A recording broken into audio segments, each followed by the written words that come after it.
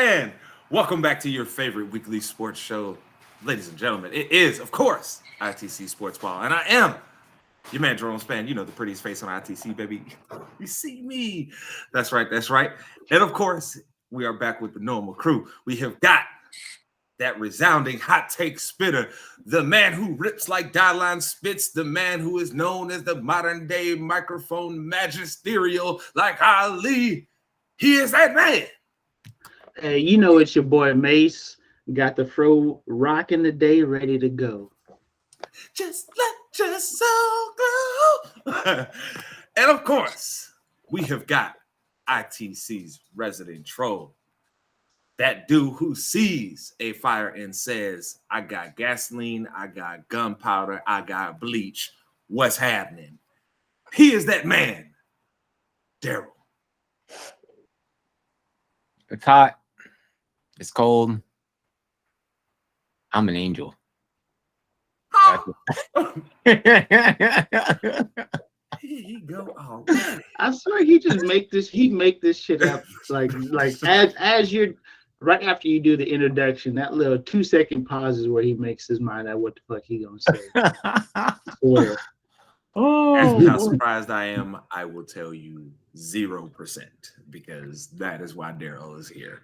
But of course, we've got some stories to get to this weekend. Of course, we have got big news going on around the league. We've got stuff like, hey, the Raiders hiring the first African-American female as the president of football operations. We have got stuff like WWE no longer being in the PG era. We've got, of course, our Miss Marvel series review and a big show this week. Of course, we have got every team's X Factor. What do we mean by X Factor? That means, hey, if this guy has a good season, that team probably has a good season. But of course, we have to start with the big news of the week, which was, hey, the Raiders out here making big moves and hiring the first Black woman as president of their football team. Mase, how do you feel about this, man? This is crazy. And let's give her due. Her name is Miss Sandra Douglas Morgan. I want to make sure she gets her credit. But yes, out here doing big things. Mase, how you feel about the decision that the Raiders made, especially after everything we saw happen last year, where, oh boy, the leader sure wasn't feeling that way. I don't want to call this like a makeup hire because I'm pretty sure she's qualified to be a woman and to hold a position in a football organization of note. You have to be qualified, overqualified, tenfold.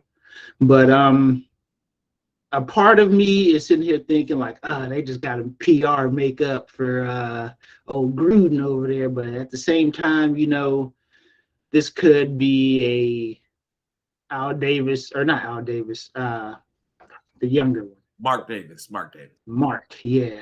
Mark and the Fresh Boys. Just win, baby. Yeah, this could be just a move by Mark to say maybe he has maybe turning the team over new aspects. Like he wants to bring something fresh in, actually bring in a new culture to potentially actually win, be consistently good. I think it would be good for the NFL if the Raiders are good. They have one of the largest fan bases, so I mean, that's always a good thing. If the Raiders are good, that means a lot of fans are tuning in. A lot of fans it's it is. Yeah, you have motherfuckers saying that shit. Ugh, that just sounds great. I'm not even gonna do it. Yeah, we'll get more of that.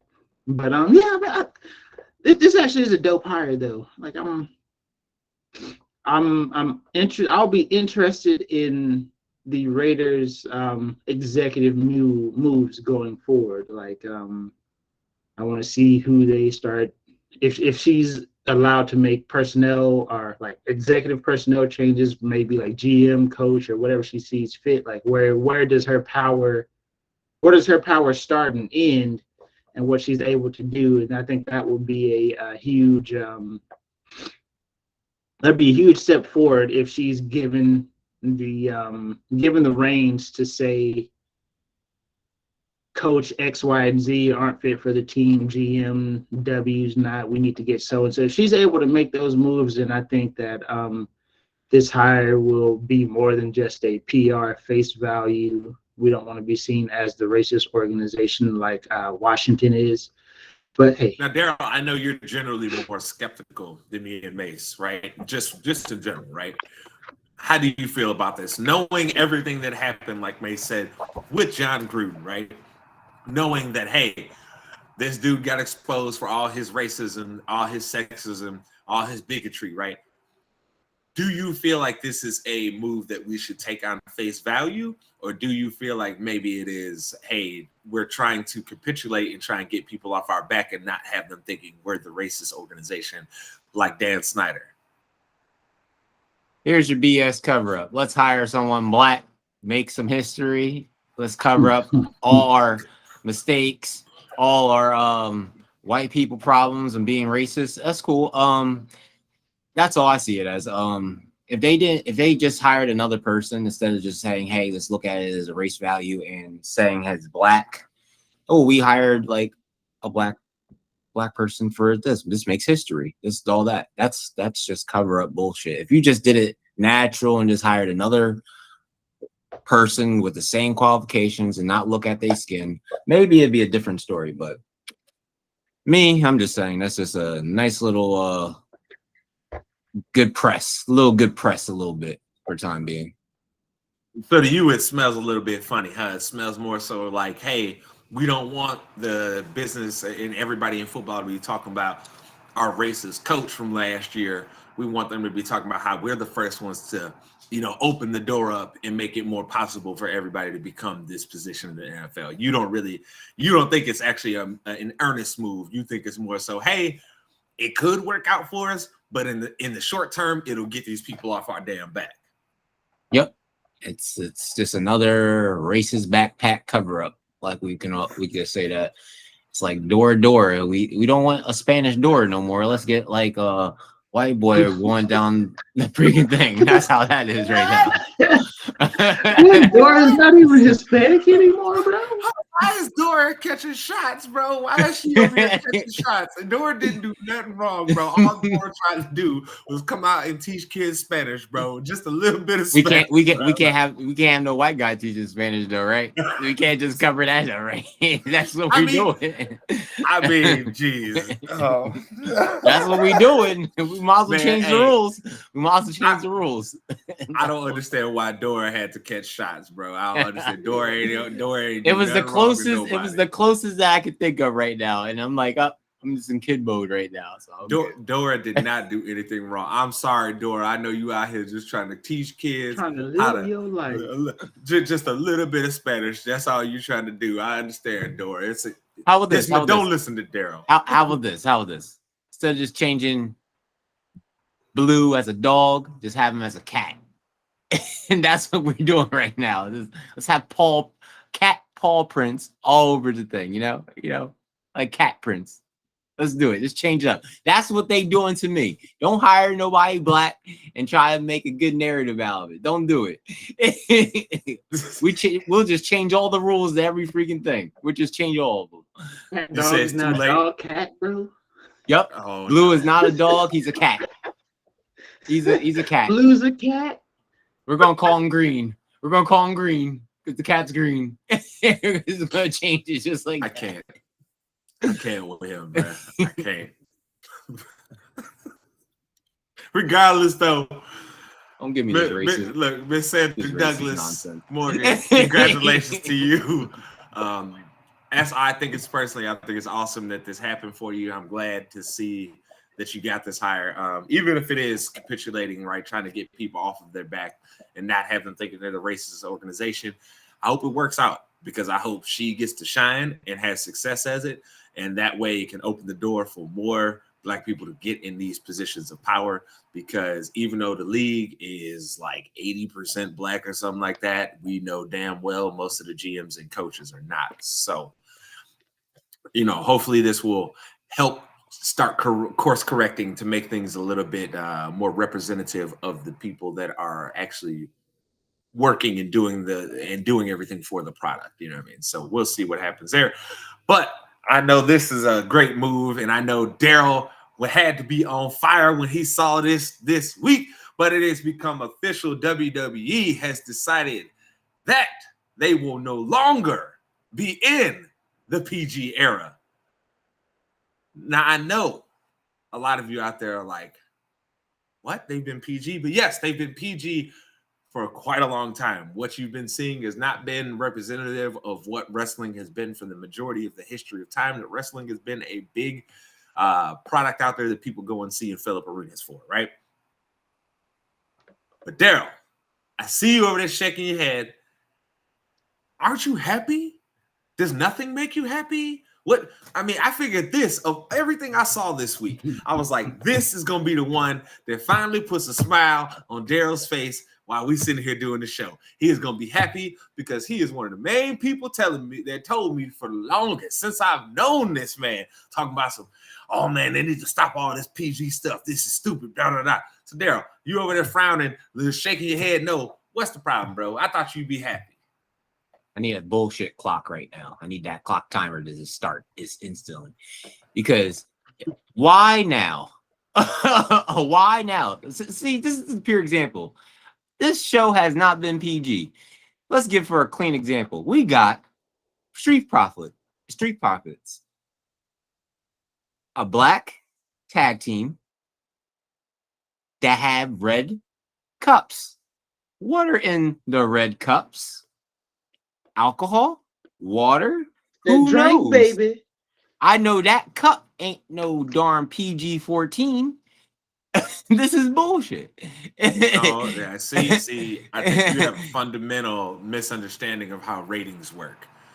You can have the red cup there, but once you start talking about what's in there or displaying what is in there as like alcohol or something like that, then that's when the rating goes up. Just having the red cup does not necessarily. How many visits did The Rock come in on the PG era and still cussed?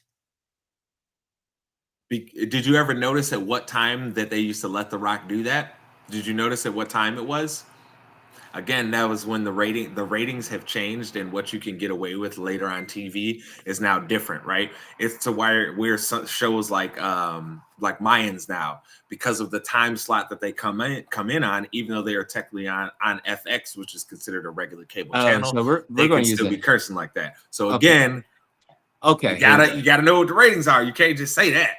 So why aren't you happy? Like Why you when trying to be Archer mad, came bro? on Comedy Central at midnight, like they did whatever the fuck. I give you. I gotta get all my fucks out. They did whatever the fuck ever they wanted to on Archer at midnight. You know what I'm saying? Like I give you that. Like even though on Comedy Central was a basic cable network, bro. Like the stuff that they showed after like 10 p.m. That was what was that TV? Okay, so if we're gonna go on time slot, Stripperella? You remember Stripperella? You do. this is what we're gonna do. Okay, you're gonna take yourself out of the PG era. I got you. So you better have some zesty and spicy things happening. That means more violence, better storylines. Not things to get you canceled that you used to do in the past, like bra and panty matches, you know, that get canceled now. Being racist a little bit. Them in on a pay-per-view, you know what I'm saying? You hush your mouth, Mace. You hush we your mouth. can slide one of Hush them your in the mouth over there. SummerSlam. No, Darrell's right. Darrell is slide one of 100% them in. right. They will get canceled so fucking fast. No. We can't use This is racist new day. storylines like they used to do. They did do a lot of that. We cannot upset the community of some sorts, any of them. We can't have no one-legged wrestlers getting F5'd. We can't do that anymore either. Hey, yes, we can. No, Now, we that's can't. not off limits in my book. That ain't off limits. He's a signed contracted talent. That ain't off limits. Now that's You know still what? just If, wrestling. You know if what? your mouth write a check, you better be able to cash it, baby. I tell you this. If you can go into the archives, you're not gonna find not one bit of Zach Gowen nowhere. They erased that man out there. I don't think did they? Yeah, because Benoit was around. You know, that was on the same card, so you gotta cut See. that shit out. I want to see. Hold on. We go ahead. Keep going though. Keep going. What else is your issues here?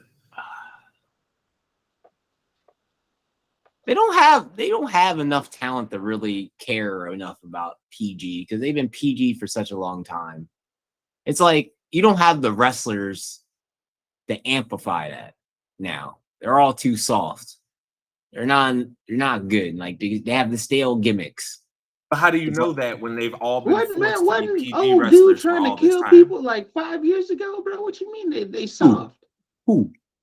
What New Jack is where it was? What that man? New Jack passed away. Like okay, but still though, what you talking about? They soft? They just had a dude out here seriously trying to take people out. But was they in the WWE?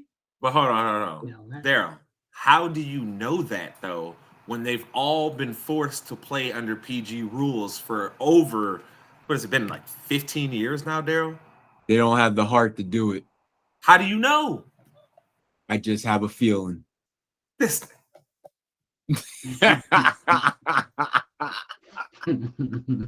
goodness gracious. You know what? How about this? Do you feel in your heart and soul that Sami Zayn will be a unified champion? Yes or no? What the fuck does it have to do with the No. I need him to answer this question. I need him to answer. Do you believe Sami Zayn will ever be a WWE champion? What the fuck does this have to do with it? Time out.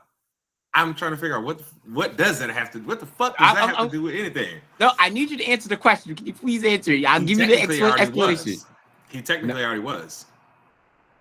So I don't understand what the question is really asking. No, I'm saying like now. Being Roman Reigns status? Hell no, Yes. niggas, you crazy? Why is that? You have a feeling, or you just know that's just facts? It's just facts. because they have a certain guy who's that size that they're already trying to push to that level, and his name is Austin Theory. So that's just is that feelings though? Is that feelings? No, that's not feelings. That's knowing how the business works, Darrell. You know this too. Stop, Darrell. Who are they pushing right now? Finn Balor or Austin Theory? Who are they pushing? I'm gonna have to go with Finn. Ladies and gentlemen, that is Darrell admitting to you he knows he's full of shit right now. He knows he's super happy and he just wants to troll me. He's trying to throw gasoline on the fire and get some shit going. Mm-hmm. Nah. They're only pushing Finn for that freaking edge match, but on the sites of Theory right now. What does them promoting have to do with the fucking ratings of the show? I told you I'm trying to get all my fucks out now. Hold on. Here's the best part. Here's the best part, Mase. He knows it don't have shit to do with it. Guess what, Darrell? This will not be Star Wars. We already had the episode of Darrell Strikes Back, nigga. This will not be Return of the Darrell. Okay. Hell no, you ain't getting me again this week. You got me 2 weeks in a row. You ain't getting me a third week. I ain't going. You know what? All this PG bullshit can go in the trash. That's all I. But again, okay. So I have to ask, Mase, as somebody who may not necessarily consume the product on a regular basis, this hearing that it is no longer going to be PG, does that make your interest go up and be like, oh, well, I'm more likely to watch it now? Yeah, because I mean, at the height of my wrestling watching, my wrestling intake, it was not a PG show. I don't know. Like I said, we can't get back to the bra and panties matches. We can't get back to those, but you know what I'm saying, like or mud pools. If we can't get back. We can't get back to none of those. And we can't get Jerry Lawler to be back on commentary and say puppies anymore. Damn. Well, haven't you seen? But wait, haven't you seen that Corey Graves is totally the new age Jerry Lawler. Haven't you But he only seen does it? that for Carmella because he's in a relationship with her. No, he does it. He does it with a couple of them, bruh. He does it. Like if you notice, the villains is who he does it with. That's who he always do it. If you a villain, he got you, bruh. He talk about how But yeah, amazing you are, how beautiful you are, how stunning you are. Like Corey Graves be on it, bruh. Like Oh, so the new I think era. it does make the show. I think it will bring in more viewers. I don't think it's like I said. It's not like they're gonna all of a sudden be a fucking TVMA show. You're not gonna nothing like that. So I mean, you're still gonna have the appeal to the minors or whatnot. You're not gonna lose that. But I do think it will bring back maybe some wrestling fans who may have shied away from the show because of the nature of the content that was out there. Maybe they may come back and find new interest in some new personalities. So I mean, just a way to rekindle people's interest in the show. And on top of that, I think they know that the kids that supported John Cena for the big chunk of his career are now older. And if they want to keep them on this product, they have to change it up and make it more for them. So there is a big part of this where I think it is pragmatic on WWE's end, because they know AEW hadn't ever came out and said we playing under a PG banner. They've had no interest of doing that. They're like, no, we're a wrestling show. That's not what we do. You either let your kids watch it or you don't. We don't care. It's your choice, right? So I think WWE is also now seeing competition being there where it's like, yo, if we don't change our product now, all we're ever going to be is a product for little kids. We'll never be able to keep the adults. We won't be able to keep the teenagers because we're just making it for little kids. Because you know, just like I do, right? Even during the Attitude Era, right? Not everything was like super crazy. Some of it was still just regular, normal wrestling storylines, right?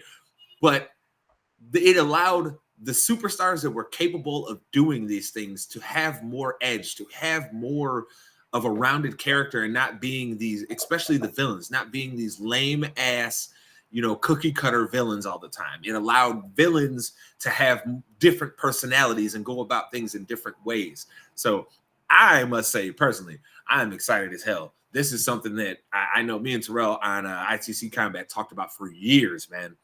Which was that, hey, I hope WWE gets away from all of this PG era shit, right? Because it's hurting think the about it, product. you couldn't have a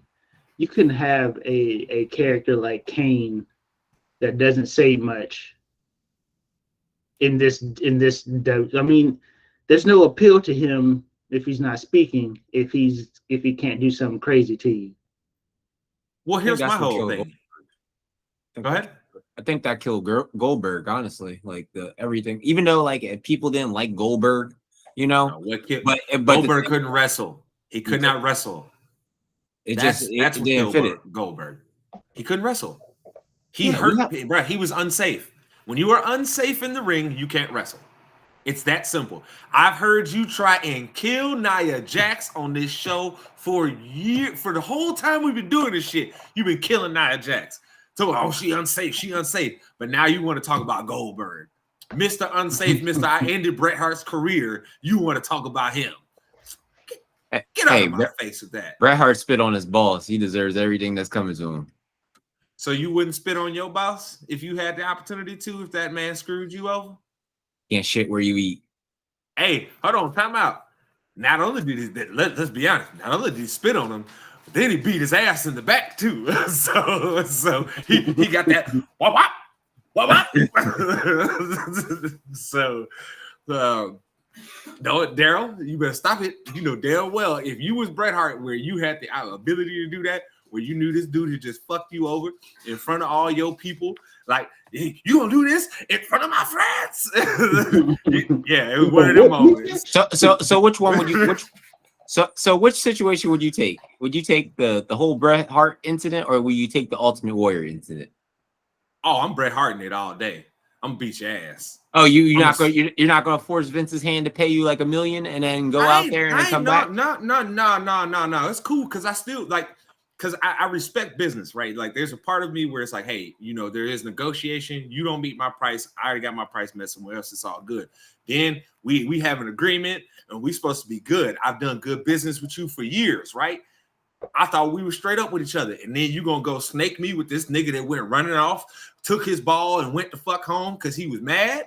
You gonna snake me for this cat? For him? For Mr. I got all types of problems on the side, who don't always do things professionally, who won't put people over? You gonna snake me for him? Yeah, I'm gonna spit on you and beat your ass too. Yes, I am. Yes, I am. 100%. Yes, he earned it. See, this is why we can't play Monopoly with this guy. See, he just said it.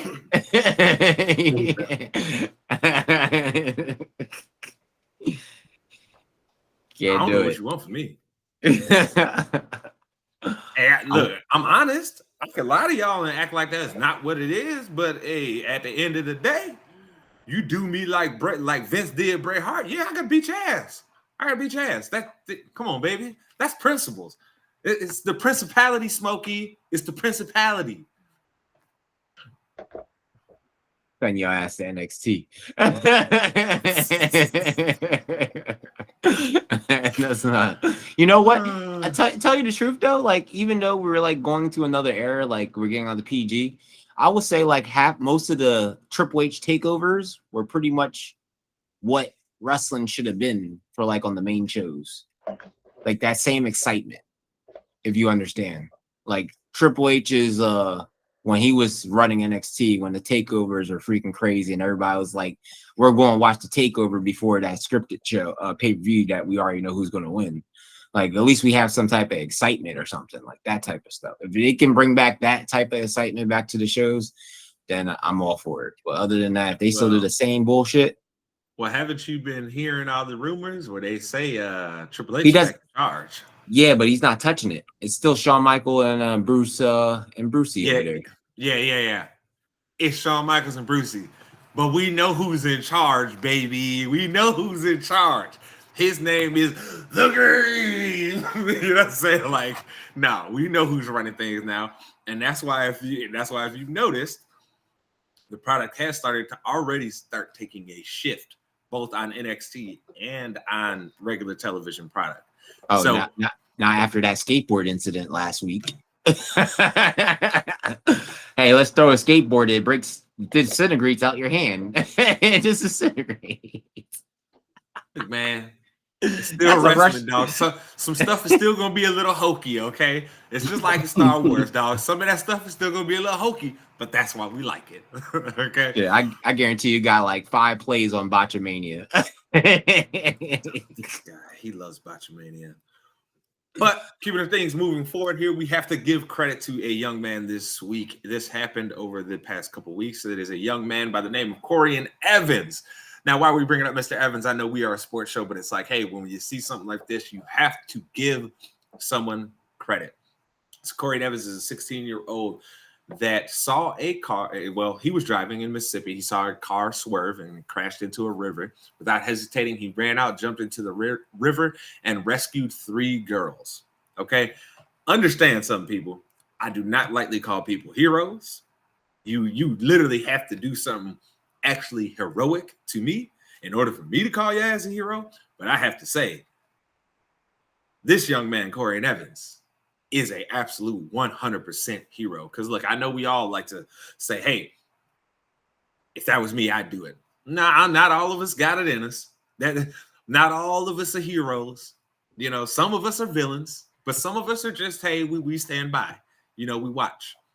And that's okay. I ain't judging you for it. But point being, that young man is a hero. And I hope nothing but good things happen for him and his family moving forward. And I hope he can have some type of blessings that come from this. Because, look, man, that is as selfless as it gets. You see a car crash. You know that you're there. You saw it happen. You feel like you can do something about it. And you took the action and you saved 3 people's lives. My man, you are a hero. I said, yeah, you love to see it, man.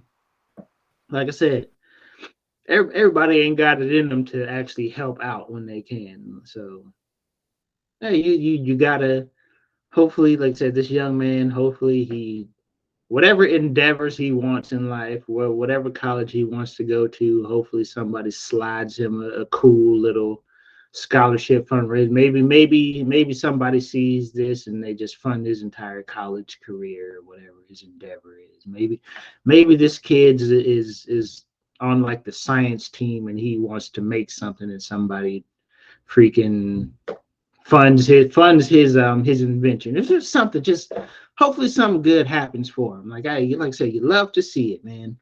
With all the negativity that comes through the media, that comes through on the news and the little breaking news, it's always nice to see somebody doing a selfless act for people who he doesn't know and they don't know him. So like I said, you love to see it. Boy, oh boy, that guy is something. I don't think I can just jump off like that, but I'm glad he could swim and save those three girls, though. I'll tell you that one. He didn't think of it. He just said, "Oh, they're in trouble. Gotta help them." And just sitting out there and just calling for ambulance and the police. You know that timing is horrible. So you have to ask you 1,000 questions before they be drowning and dying. Time he freaking saves them. So he gets big props for that. Big props. Yeah, man. We look. We know we have a good time on this show. We clown around a lot. We have a real good time. We try to make y'all laugh, right? But we had to share this one because I figured the people that ride with us and that rock with this show, that would bring a smile to their face to see that somebody literally did something so super heroic. Like, man, that boy's a hero. Did you know that you're my hero? Did you? You are the wind beneath my wings. Dang, y'all letting all y'all little boys out the cage today. I got y'all. Oh boy. I can't help it, bro. I can't help it. I am who I am. All right. I am who I am. But we got to keep the train moving here because we have got to get through these NFL team X Factors very quickly. But we have to touch on one last thing here before we get moving. And I know that is the Miss Marvel series. And I know I would like to give it more time. And we will give it more time on another show. But we really got to get this team X Factors done. And we're trying not to keep you guys for too long of the show today. All right. I'm trying. I try and keep us on task, but we have a good time. So we try and keep it real and keep it natural with you. Look at my screen. It's myself on the right, it's Darrell in the middle, and Jerome on the left. And Darrell is the one that tends to keep us off track. He just tends to say some bullshit, and his bullshit turns into like 5 rebuttals and then some more bullshit.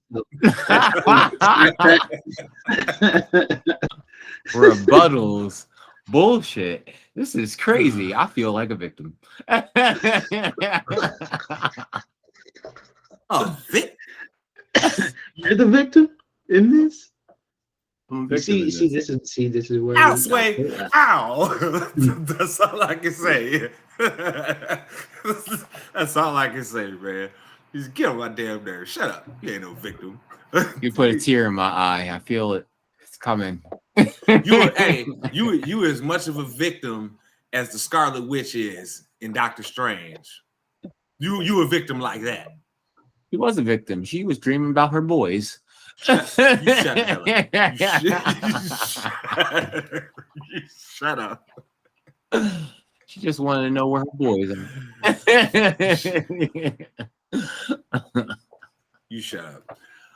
But Miss Marvel just wrapped up this week, and I have to say, I will, of course, give you my 2 cents real quick, and then I'm going to turn it over here to Mase here because I know Mase has been consuming some of this himself. And I know Darrell, he's always Mr. Oh, I'll wait till it's all the way done 6 months down the line. Then I'll watch it and be like, yeah, guys, it was good.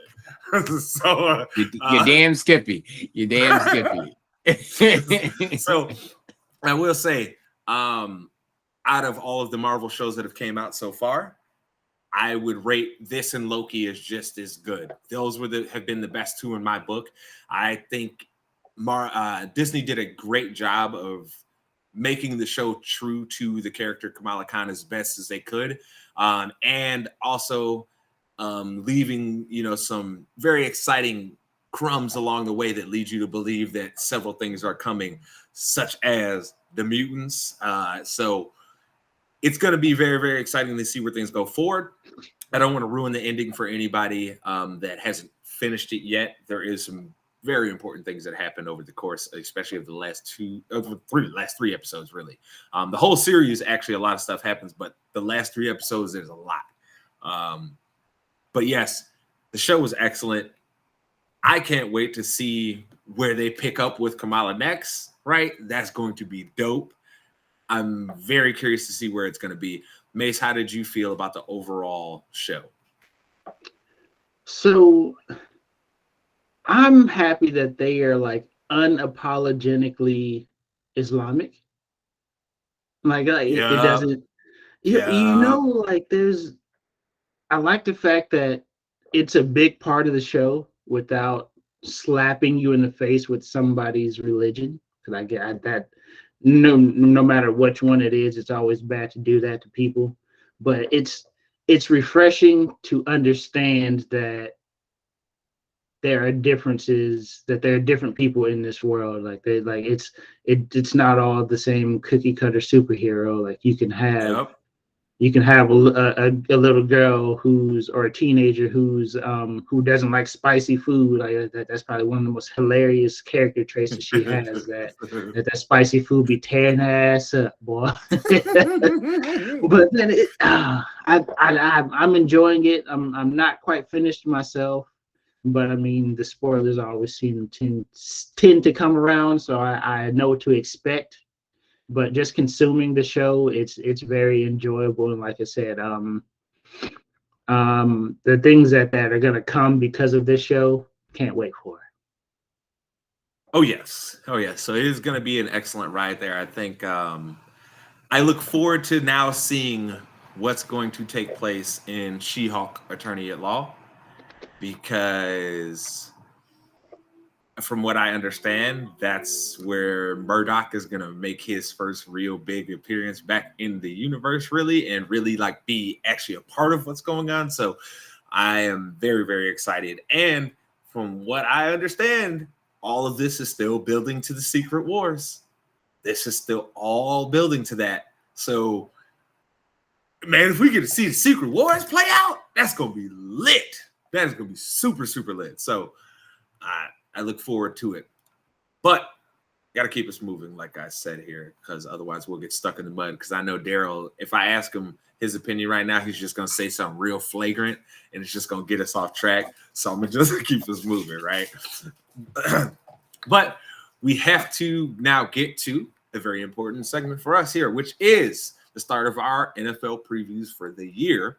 And this episode, we are going to be giving you every team's X factor. I know a lot of people label X factors as maybe, the best player or this guy who's like the most game breaker. But in the way that we are defining it here on ITC Sportsball is the X factor is the player on the team that if this guy has a good season, the team then had a good season, right? He's that guy where it's like it's so important for him to have the good season to determine the outcome of what's going to go on in the totality with the team.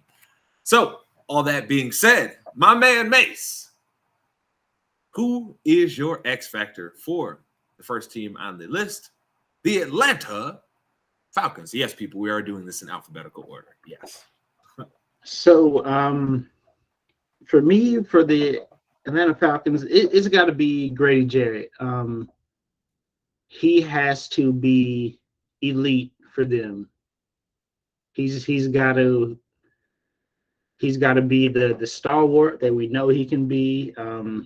Injuries kind of take it from people, but I mean they are devoid outside of AJ Terrell. They're devoid of a lot of talent on that defense, and it all starts with his ability to control the line and disrupt plays at the start, at the origin of plays at the line. So yeah, I got to go with Grady Jarrett here. He's got to be he's got to have the Chris Jones effect for his team. He's got to be that guy. I really agree with you. As far as the overall impact that Grady Jarrett has to have, right? Because when you start looking at their roster, they don't really have a lot of impact guys up front. They just don't have them. So, all that being said, though, I do disagree with you, but I also did go with a player on defense. And for me, their X factor in my book is it's between, I had to kind of pick two guys here because I'm just not sure which one's going to end up starting, right? But it's between Casey Hayward and Tabor. Because look, man, we know AJ Terrell's a dog. We know that. We know that dude can cover his ass off, whether it's man or zone. We know that dude is a certified 100% dog. Shout out to our guy GameStop because he did call it out when they first got him. He was like, "Yeah, that boy's a dog. I'm glad we got him." Right. So, shout out to you, Jalen, for that good look there. But we know he's going to be able to cover, but they need somebody on that other side because, like you said, they don't have a lot of talent up front, right? So if you ain't got a lot of talent up front, you need some guys that cover. If one of those other corners don't cover, it's going to become what I like to call the Nandi Asamoah, where it's like, oh, yeah, you may be super great. We're just going to throw at everybody else, though.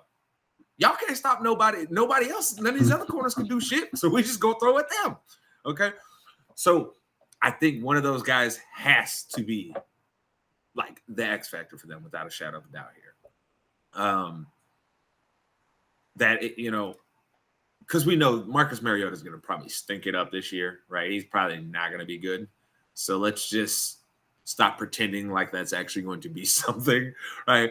So it's not going to be someone on the offense. The offense won't be impactful enough. But what can keep this team in games is that defense. And that's why I think both me and you went defense there. Darrell, would you say that the Falcons need to have a good defense to have any type of success this year, especially with having Mariota as their quarterback? Let's pray they have defense. Let's say don't be scrubs again. Yeah, y'all already banned from being at the Super Bowl as it is. At least win some games. at least win some games. Like terrible performances. Like, oh my gosh. Oh, I like it. I like it. He's so disgusted with the Falcons. How can you be a Falcons fan after these 3 years, yo? Seriously. Nah. 3 years. Hey, bro, I can't shit on anybody else for, their fandom when I'm a Bears fan, and if you've seen what's happened here, y'all didn't choke with that team. Y'all didn't choke up a lead. Against Brady. We choked one against Aaron Rodgers in the NFC Championship in our house. Oh yeah, that's right. That's why you hate Aaron Rodgers so bad. I forgot. No, that's why I hate BJ Raji so bad. That's why I really hate BJ Raji. I have a real hatred for that man. Like, for a guy who, like, he was really good in his career, but it wasn't like he was like a Hall of Fame player, right? But I hate him so much because do you understand how many people I've had to deal with the jokes? Oh man, BJ Raji picked 6 on y'all. Yes, but keep us moving here. Of course, I know I totally just went out of order when I just literally said that we were doing it in alphabetical order, but yeah. Mase, we have got next the Arizona Cardinals. They had a very tumultuous season last year. So where is your head at for this team's X factor? It's a combination. First off, JJ Watt's health, because they have nobody else on that front seven that's a proven commodity. Mm-hmm. And also, like, where the sacks going to come from? Two guys I'm looking at here, like I said, they run the 3-4, so they're going to have outside linebackers, bookends ready to go. So Marcus Golden and Devin Kennard, they think those two guys are going to, one of them is going to have to step up and I don't think he will produce to the same level that Chandler Jones did, but I mean, they have to get some production out of those edge rushers. So it's for me, it's got to be one of them two. I like those picks for sure. I disagree a little bit. For me, I know this is going to seem kind of like a cop out, but I think it's for the offense. And for me, the X factor is Hollywood Brown. And the reason why I chose Hollywood is that team went and gave up something for him in the draft. And Hollywood has been swearing all this time, if I could just be in a more passing system, which we know Cliff Kingsbury, even though this is one of the things that drive me nuts. And I forgot about this until I was listening to another podcast this week, and they kind of brought up this point. Mase, Kingsbury can design runs, but the mother never wants to run the ball, though. Like, so they're going to be throwing the ball a lot, especially we know D-Hop's not there, right? So, Hollywood, you got 6 weeks to open the season where you got time to shine. If he does not produce in those 6 weeks, Mase, their season's going off the rails. That defense is not good enough to hold anybody from scoring. They have one true guy in pressuring people on defense, and that's J.J. Watt. The rest of that defense is a bunch of who the hell that is, and you still in the league, okay? So knowing that, for me, it is a guy like Hollywood Brown. You don't have Christian Kirk to fall back on. You don't got D-Hop for the first 6 games. You got an old-ass Zach Ertz, right? At this point, you need Hollywood Brown, who you just gave up valuable draft capital for in a very wide receiver deep draft, right? You gave up draft capital for him. He has to produce. Plain out and simple. Yeah, well, like I said, I can't disagree with that. But like I said, I went more of a defensive focus just simply because I think the offense will stay afloat. But if they can't stop anybody, they can't get pressure on anybody, Buda Baker's out there going to be playing by himself on defense. Yeah, and no disrespect to you, Buda Baker. I did forget about you on that roster. So it's you and J.J. Watt and a bunch of who the hell that is and still in the leagues. Okay, my fault, Buda. I didn't mean to disrespect you like that, bro. But moving forward here, a team that I know is near and dear to me and Mace's heart because we root for this man every goddamn week. Baltimore Ravens. Mase, who is your X factor for the This Ravens? is plain and simple, man. It's Bateman. It's got to be. First one we're in agreement on. There's no other way around it. I expect J.K. Dobbins to come back and play well off of an injury, but it's Bateman. It's plain and simple. There has to be a second receiving option on that team because we know Mark Andrews is top of the list. Yeah, he got it. He go to work regardless. Hey, my man just produced. Look, there's 3 tight ends in the league that go to work, and he one of them 3. So yeah, man, it's got to be Bateman, man. He's got to put up some numbers. He's got to be efficient. He's got to be the security blanket out there. He's got to be the go-to. See what you got, young fella. I'm 100% in belief. You said it all for me. Like literally, they have to have a real receiving threat. Hollywood Brown was not that. They need somebody that can actually get the hard 3rd and 6 catches that is going to be getting open. Lamar needs because Mark Andrews is going to get the doubles every 3rd down. Mark Andrews is seeing a double team. Yep, every 3rd down. So, there's no other way around it. You got to get open now as a wide receiver, and so yeah, I think it does come down to Bateman here. Moving forward here, though, before Darrell says something crazy, got next the Buffalo Bills. Mase, who you got as the X factor for the Buffalo Bills? Their running back room in general, man, they just got to get more production. Singletary. Oh, you better give me one player. I ain't gonna let you say a whole room. Singletary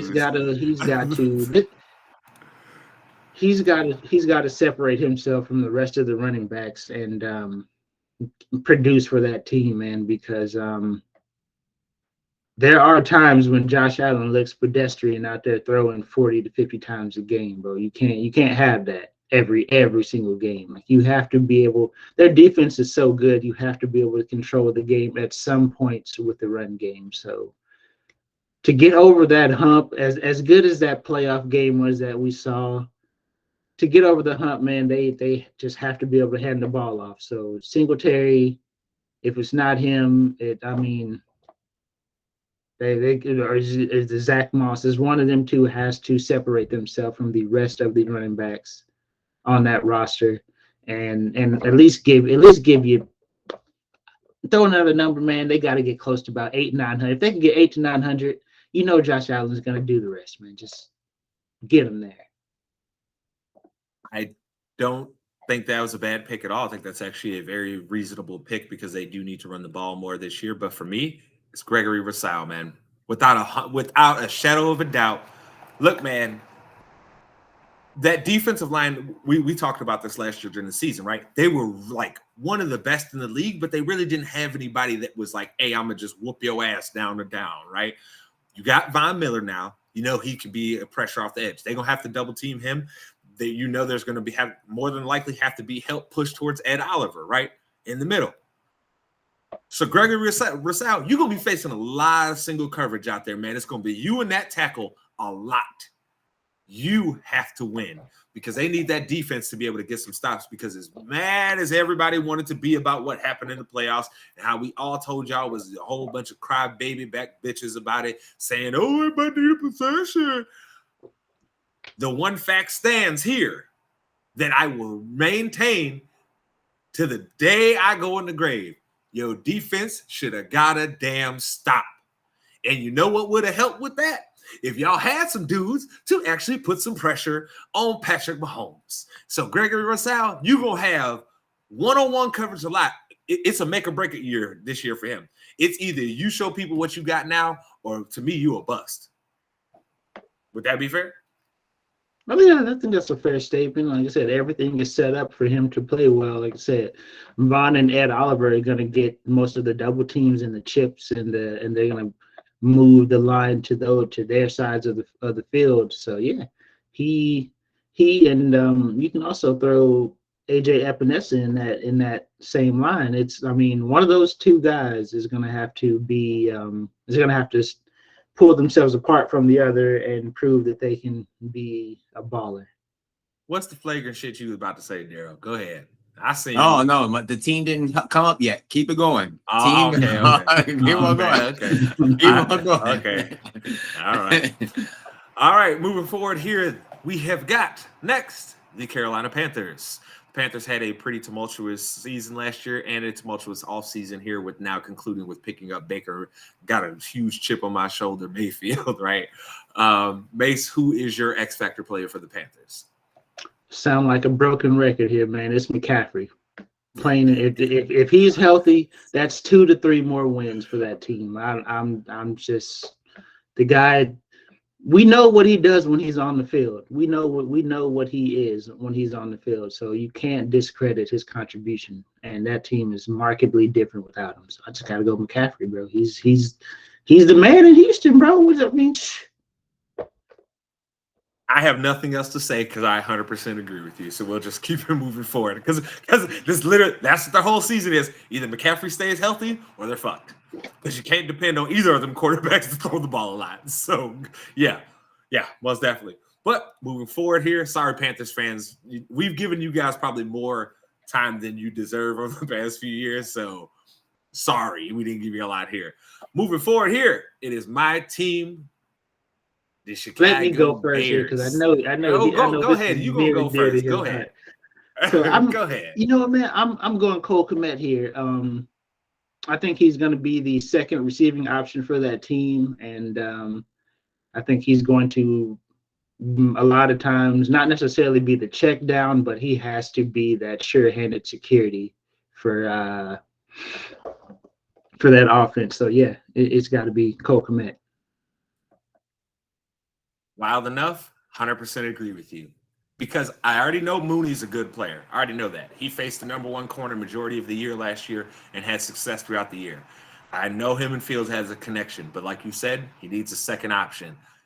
And Kmet's got to be that guy. He got shitted on by the way Nagy played him for the time that he was here under Nagy, but he has to have a big year. If we're seeing to where by the end of the year, everybody's value is up on Cole Kmet, and they're looking at him and they're saying, hey, he could be one of the top tight ends in the league. He could be a top 5, top 10 guy in the league.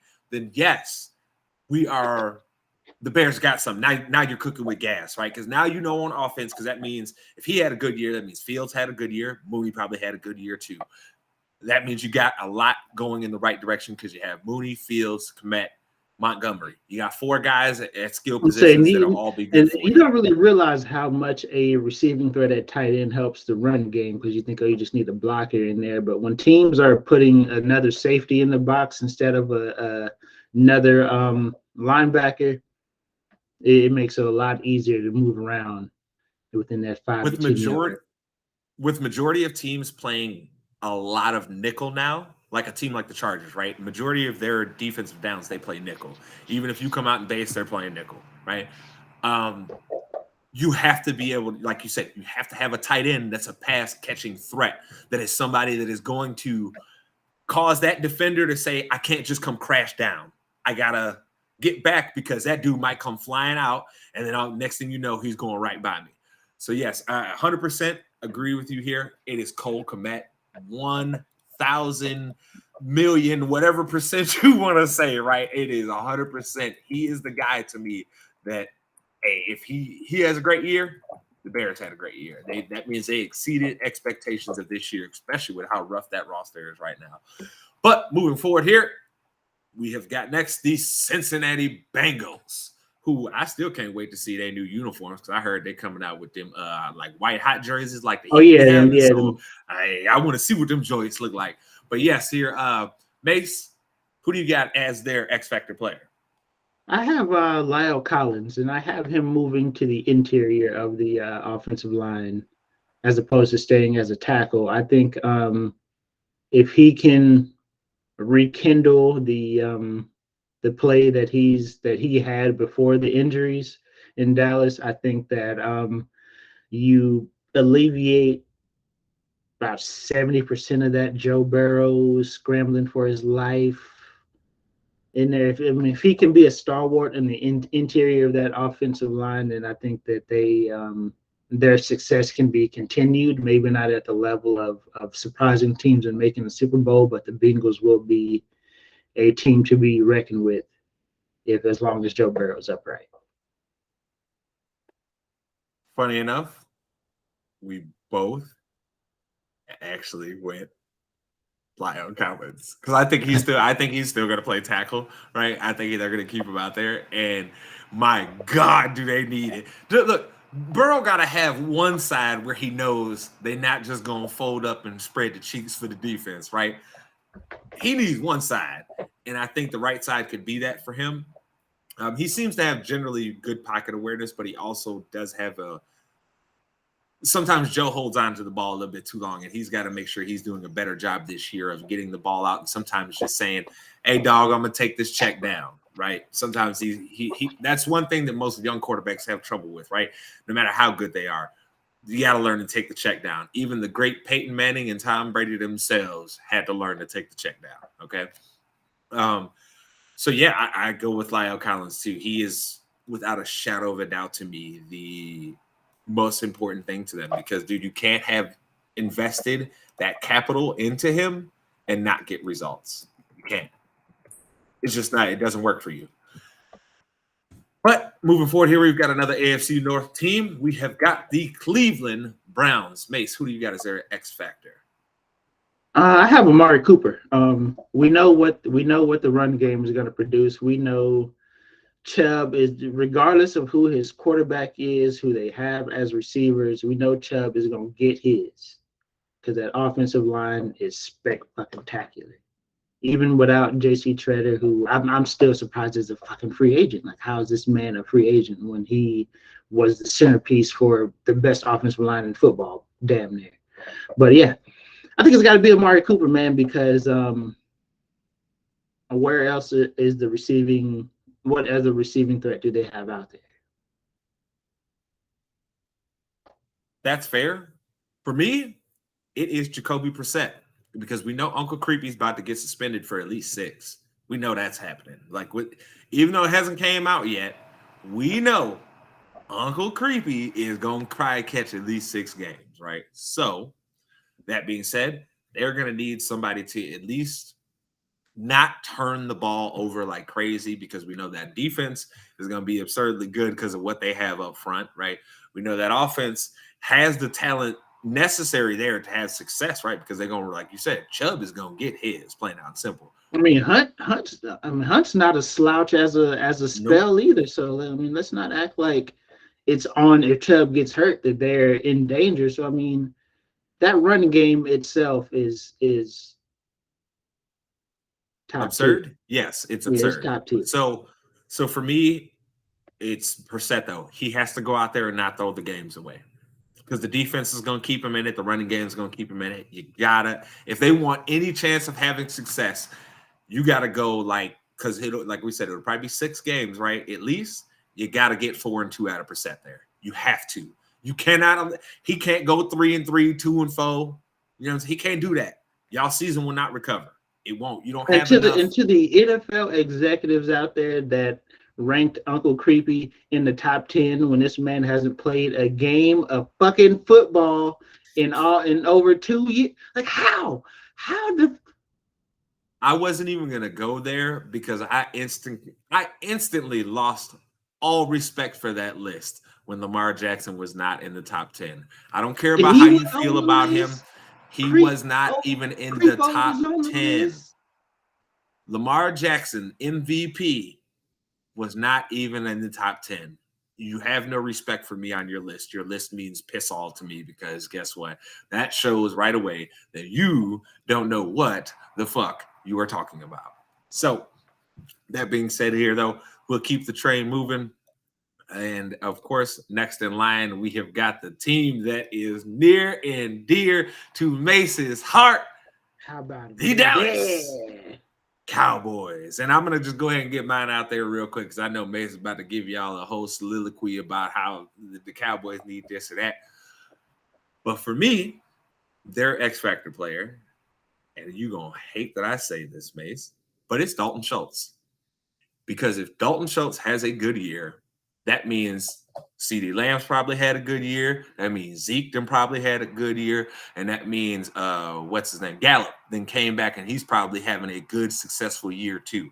So unless Schultz has a good year, I think it's going to be rough for the Cowboys because at the end of the day, look, man, without Schultz being able to pull some of that coverage to the middle, the Cowboys, passing-wise, are an easy team to defend against because CeeDee Lamb hasn't shown us at this point that he's I'm going to just go out there and dominate no matter what the matchup is, no matter how the defense is playing. He hasn't shown that he's that guy yet.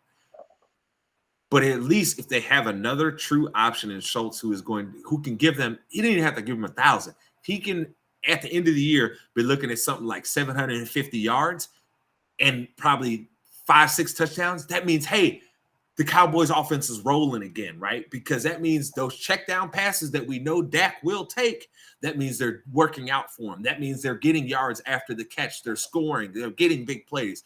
But unless that man has a good time, I think it's rough for you, Mace. So for me, I gotta go Tony Pollard here.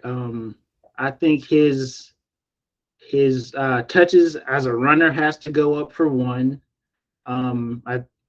Reports are out of the camp is that with Gallup probably missing somewhere between that first 4 and 6 games recovering, that Pollard will be deploying as a slot receiver in certain formations, which is not above what he's capable of because he was a receiver in Memphis up until his senior year, I believe. So I mean, it's not beyond him to be a pass catching threat. I just think he has to. We have to get him on the field more because he is the home run threat when he has the ball in his hand. I think he will maybe he has to. I would say he just got to be on the field more, man. Like you have this supreme talent who's being not necessarily overshadowed, but who's not being utilized because of the presence of Zeke, who I don't know, man. I'm these summer workout videos that Zeke be posted of him making all these fucking cuts don't get it done for me no more, man. Did he get rid of the gut though? Yeah, I mean, he somehow gets rid of the gut every year and still slows down. Hell no, he don't. He came into camp. He came into the season. The last 2 seasons, that nigga had a gut. You stop. Hey, bro, maybe he lost the gut this year. I don't know, but like I said, Tony Pollard is it for me, bro. Like, we know he's dynamic in the return game. I mean, he'll probably pop at least one this year again. Um, Run game, he has to touch the ball more. Plain and I'm really, simple. I'm really curious to who this team is because Darrell he ain't popped off yet. I'm curious to who he's got it for. I'm curious here. All right, but moving forward here, we have got the Denver Broncos who made one of the biggest moves in the offseason in trading for Russell Wilson. So, Mase, who do you feel is the X Factor player for the Denver Broncos?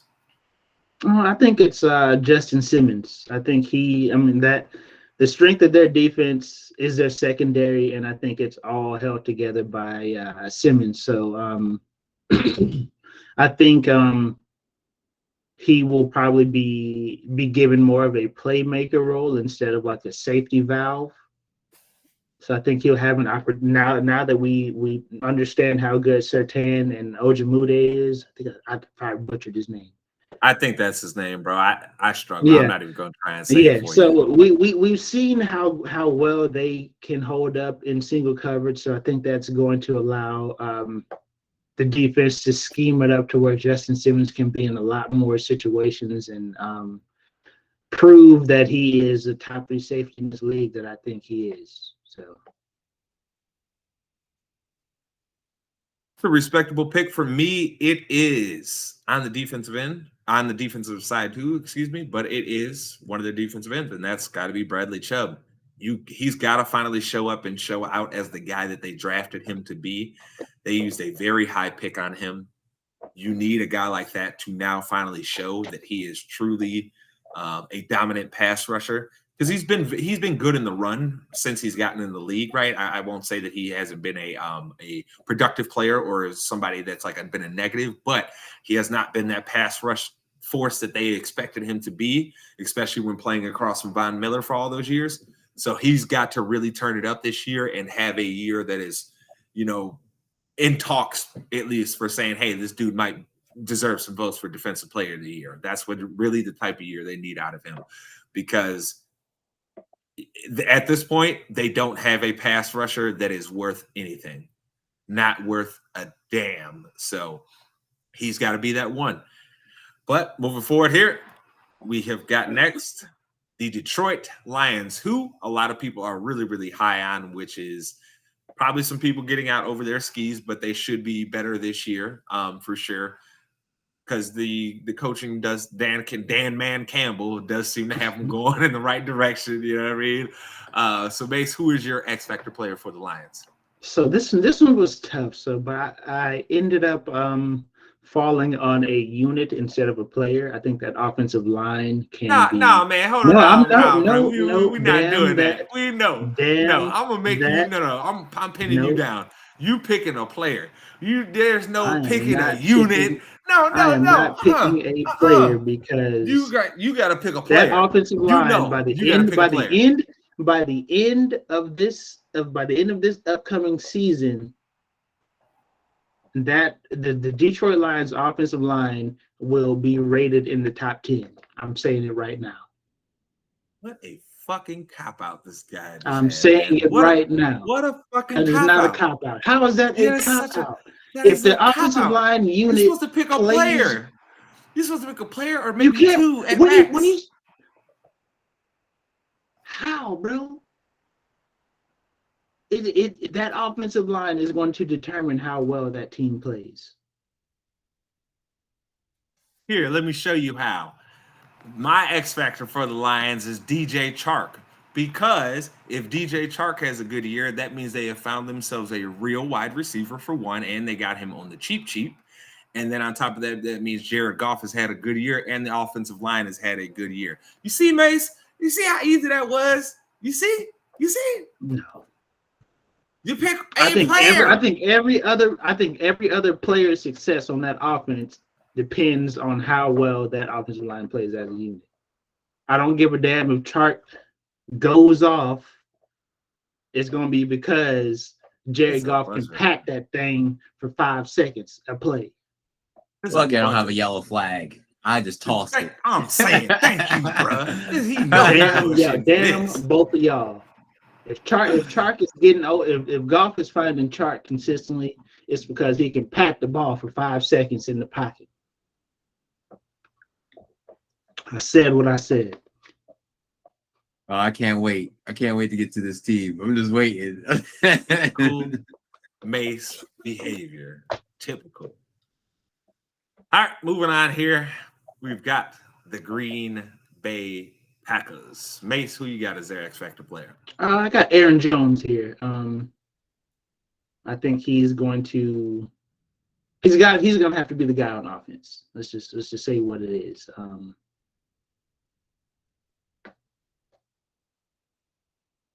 Because Aaron Rodgers can throw the ball to any fucking body. We've seen him do it in prime time. We know that's not an issue, but the production, the threat has got to come from Aaron Jones first. So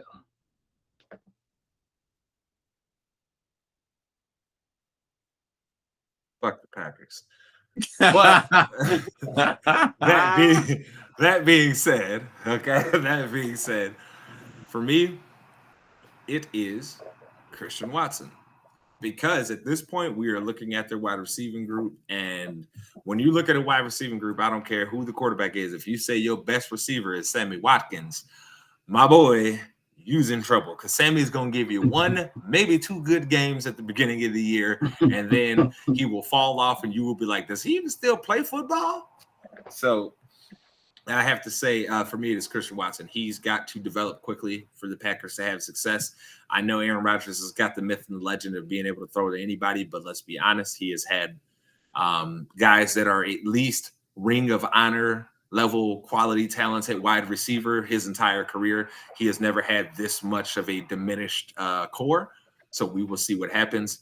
But for me, it's Christian Watson. He's got to come along fast for the Packers to have success because I think their defense will still be good enough to keep them in games because they know the offense will get them points with Aaron Rodgers. But we're more so looking at the Packers and saying, hey, when it comes playoff time, they're going to need somebody to play that Devontae Adams role, and they're going to more than likely need him to come along very, very, very quickly. So that's why I would go with Mr. Watson personally. But moving forward here, we have got the Houston Texans. Mase, who you got? I got Marlon Mack here. I think this is going to be his first year where he doesn't have to share the backfield with anyone. So I think this is going to be I think he's probably going to be very excited for this season. I think this is his chance to show what he's capable of being, the workhorse, being somebody who's probably going to get 20 plus carries a game, barring some crazy turn of events where they have to throw it 40 times. But I feel like this is his opportunity to really prove why he fought off Jonathan Taylor for as long as he did in Indy before they just couldn't keep all of them in the running back room. That's fair.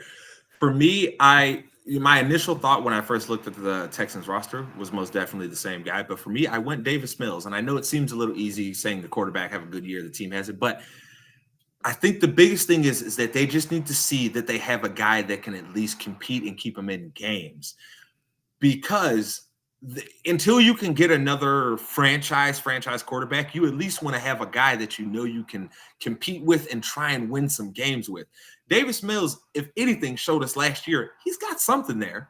We don't know if it's going to be consistent or if he's going to, get any better, but there's something there that you can at least win some games with. So for me, it's you have to take into credit, like this dude is smart as hell. I mean, let's not act like this man didn't go to Stanford. I mean, Stanford is basically a Ivy League school on the West Coast, bro. There's no other way around it. If you play at Stanford, you're smart as hell. So it's not like everything was too much from him from a thinking standpoint, from an intellectual standpoint. So I could see it was a lot easier to understand why he didn't struggle as much as you would think he was, being like a 4th or 5th round pick, somewhere around there. So yeah, I mean, I agree with you on that. I just chose Marlon Mack just because I feel like they're gonna turn around and run the ball a lot. All right, moving forward here, we've got one of the better teams as an entire roster construction out there. We've got the Indianapolis Colts. Mase, who you got as their X factor? I got Yannick Ngakoue right here. I think that he has to prove that he can be a threat on the edge again. So that will allow Darius Leonard to stay as that midfield, that Fred Warner, that roamer for that secondary, or for the linebacking core. Hell, the secondary even, because there a lot of times he'll be matched up with the tight end and running back as well. So I think he has to be that edge threat, because we know Defoe and Leonard are gonna come with it every game. We know that. So this is his chance to be like, hey, I might see a lot of singles, so let me just make something happen here. So for me on this, it is Michael Pittman Jr. Look, man, they don't have any wide receivers that you look at that are like, man, I'm worried about this dude. So there's going to be a lot of stack boxes this year. We know the quarterback's play is going to be better because Matt Ryan is markedly better than what Carson Wentz presented to them last year, right? So we know that's going to be better. But I don't know about anybody that he's throwing the ball to, so we will see how this works out. So for me, it's a guy like Michael Pittman Jr. who has to really step up and have a good year. I mean, even if he's only having a year where he's maybe just cracking 1,000, that'd be huge for them, because that means, hey, Matt Ryan has been able to spread the ball around, because we know he's going to do that, right? He's never a guy that necessarily locks all the way in and throws it to one guy 20 times a game, right? That's not what he does. He's going to spread it.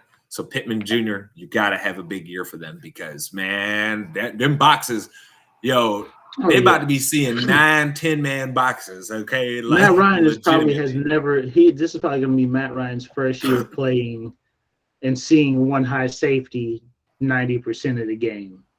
Yep. So, who knows what he could do? We know the arm strength isn't there, but let's not act like Matt Ryan isn't accurate. He can't get you in the right plays and all that. So, yep. All right. So moving forward here, we've got another team coming out of the AFC South. We've got the Jacksonville Jaguars. Mase, who you got as their X Factor player? Who the hell is going to be their number one receiver? Christian Kirk, go make your money, player. You got all that money, you better earn it. Plain and simple. Get that money, dog. Earn your money. So is that who your X Factor is? Christian Kirk, bro. Earn your money, player. You got the bag this year. Go, hey. Time to ball out. For me, this one is relatively easy. Travis Etienne, another guy who got high, very valuable draft capital used on him. You need him to have a good year. You cannot just have him being out here and being just another guy. He has to do things for your offense similar to what a Brian Westbrook did for the Eagles years ago.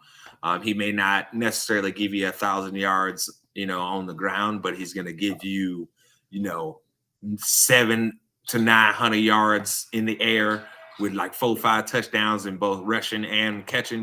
They need that type of year out of him, because, like you said, who is he gonna throw the ball to? Who? Christian Kirk and who? Because the rest of them dudes on that roster are all like, I don't know. So, I think for me it's Travis Etienne all day long, 100%. Like I wish it could be someone else, but no, it's Travis Etienne. So moving forward here, Mase, we have got the Kansas City Chiefs. Who you got as their X Factor player? I got one Thornhill here. They are devoid of playmaking in the secondary. I think he has to. You can't really replace Tyrann Matthews' production. Let's not act like he's not a baller, but somebody's got to make plays, deep thirds, in the box. Like he's got to be all over the field for that defense to be productive on the back end. For me, this was another easy one. Juju Smith-Schuster. Look, man, I don't trust McCole Hardman. I think he's just a speed guy. So if Juju has a good year, that means they've successfully been able to adjust the offense to be able to fit him in with the things that he does best. Because we know for the most part he's an underneath guy, right? He's not going to take the top off the defense. He's more so going to make some plays for you underneath and be a yak guy, right? So he has a good year. I think the team continues to roll, and that offense continues to be the threat that it has been because, some teams are still going to have to respect McCole Hardman's speed trying to go over the top, and that should continue to open things up for Juju, especially because we know you can't double anybody but Travis Kelce on that team. You double somebody else at this point, you're going to get your ass cooked. So he better have a good year. If he doesn't, woo, baby, we might see a regression here for the Chiefs this year that can look kind of ugly and having us asking some real questions about that roster construction in general. But I do see Juju having a good year, so I don't see us ending up having to ask a lot of those questions, right? Moving on here, though, we have got another team from the AFC West. We have got the Las Vegas Raiders. Mase, who you got? This one is simple. It's Devontae Adams. You can't add that guy to your roster and not make him the focal point of your offense. Like, Darren Waller's a baller. Josh Jacobs can tote that thing. But I'm going to let you know right now, everybody else is going to have a better year because of Devontae Adams. Simple. That's fair. That's fair.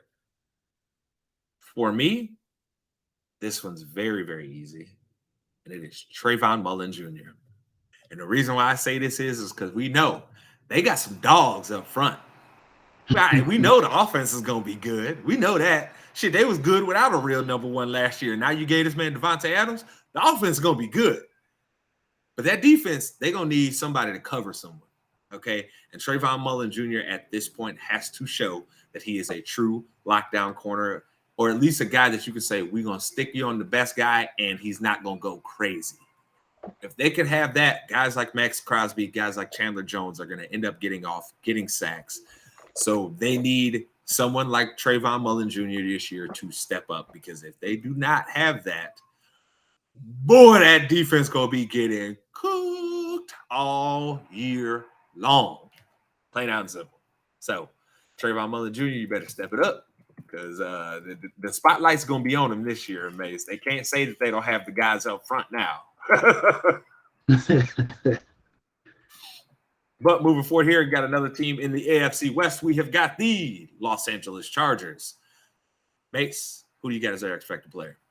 This one was a lot tougher just because of how good the roster is overall. It's kind of hard to pick out, like to single out a player, but I end up going with the Asante Samuel Jr. here because whoever that number 2 corner is, they're throwing at you. It's plain and simple, bro. It's going to be, you're going to see a lot balls are be coming your way this year, player, because people ain't trying J.C. Jackson. They ain't got enough time to try to hit a double move on J.C. Jackson. So it's going to be a lot of quick hitters to whoever that number 2 cornerback is, and I believe it'll be Asante Samuel Jr. So bring your lunch pail, player, because you about to get worked. That's a very good pick. I don't disagree with that. But for me, I just went a little bit different. Gerald Everett's the guy for me.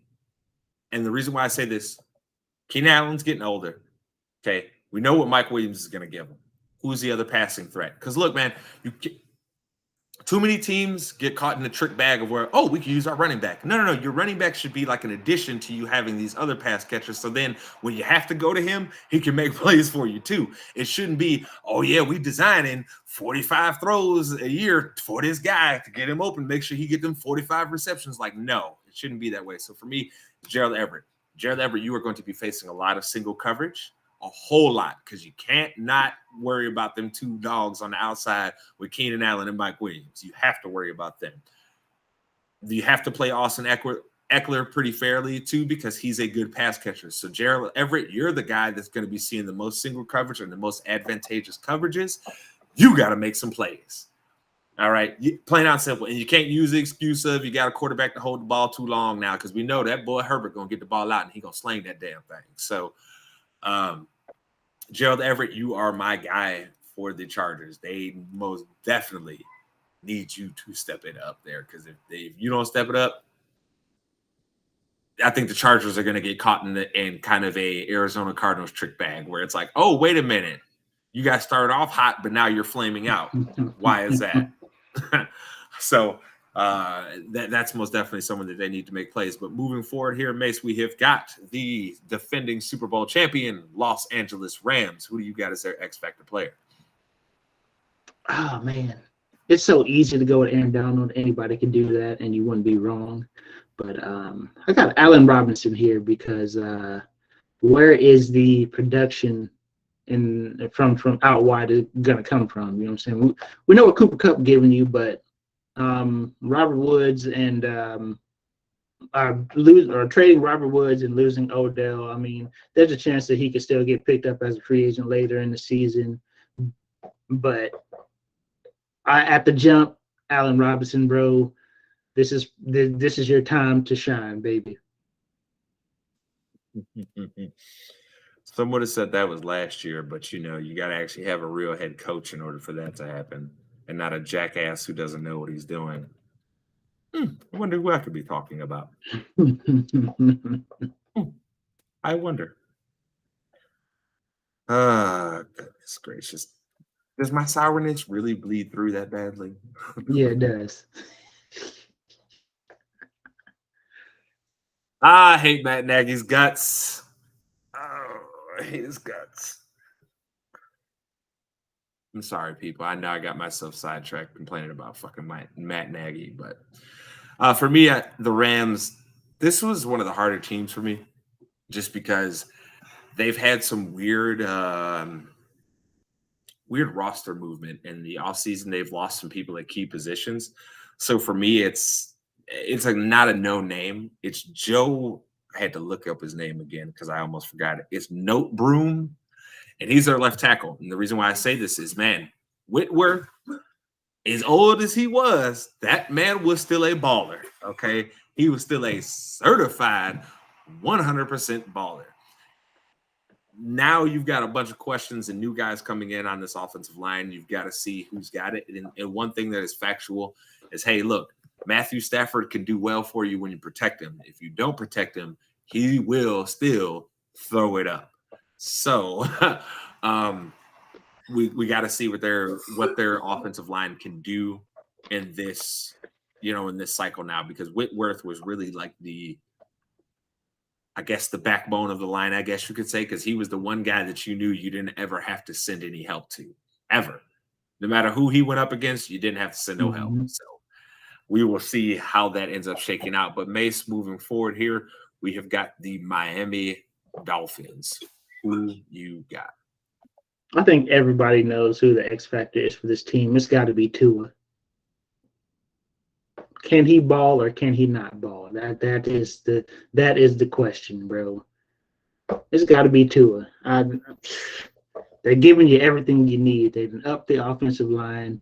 You got receiving threats. I mean, Tua, it's on you, dog.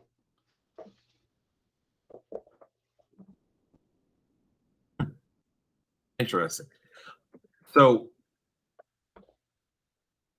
I understand where your head's at on Tua, but for me, I don't put it on him.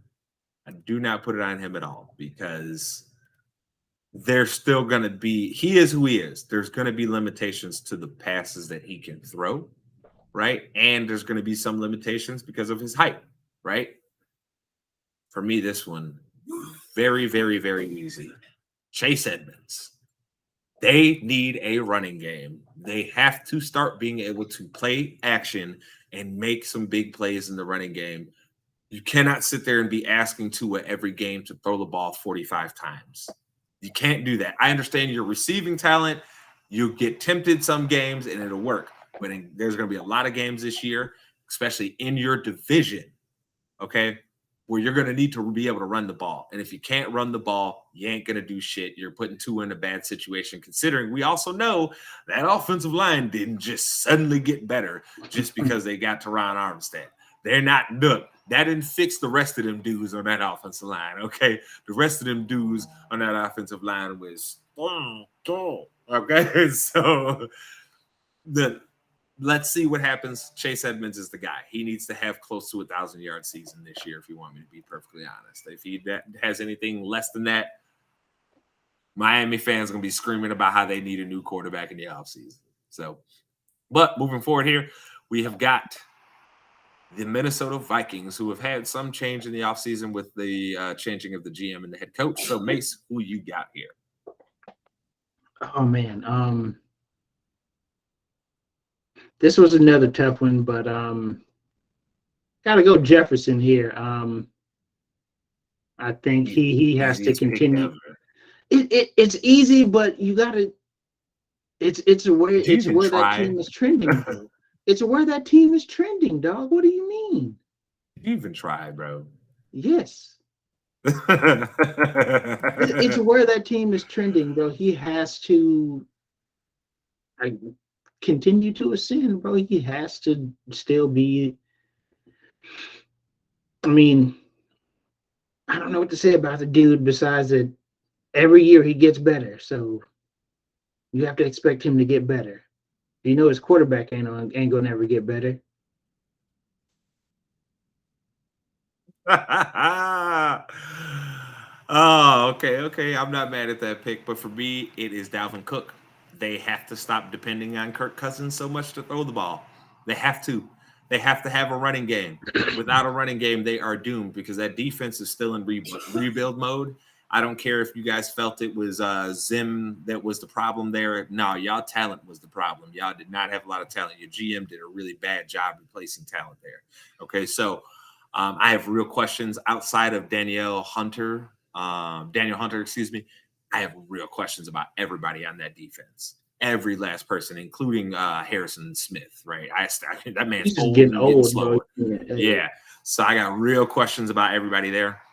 So for me, in order for them to say that they had a good season where they exceeded expectations, Dalvin Cook has got to have another season where we're looking at him and saying, hey, you're a top 5 running back in the league. They got to have it. They have to. But moving forward here, we've got Darrell's team coming up, the New England Patriots. Mase, who you got? Bro, I tried to look at their secondary, be like, man, who's going to be the one to step up? And they don't look like they got anybody out there in the secondary. You can't replace J.C. Jackson with production, but who was going to be that guy to say that was their number one? I couldn't think of anybody, man. This was tough.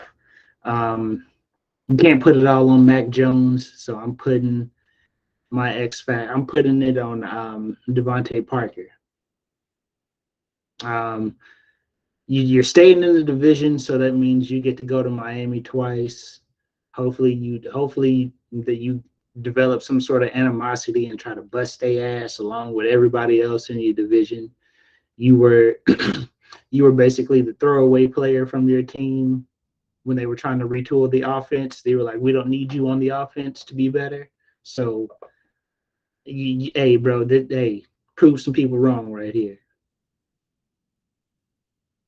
For me, this was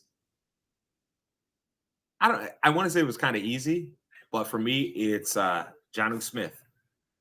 He did not look great last year for them. They spent a lot of money between Hunter Henry and Jonnu Smith. Hunter Henry at least looked like he started to come along towards the end of the year, right? Jonnu Smith, you got to step it up, my man. You looked very, very talented in Tennessee, but now you're looking real suspect there in New England.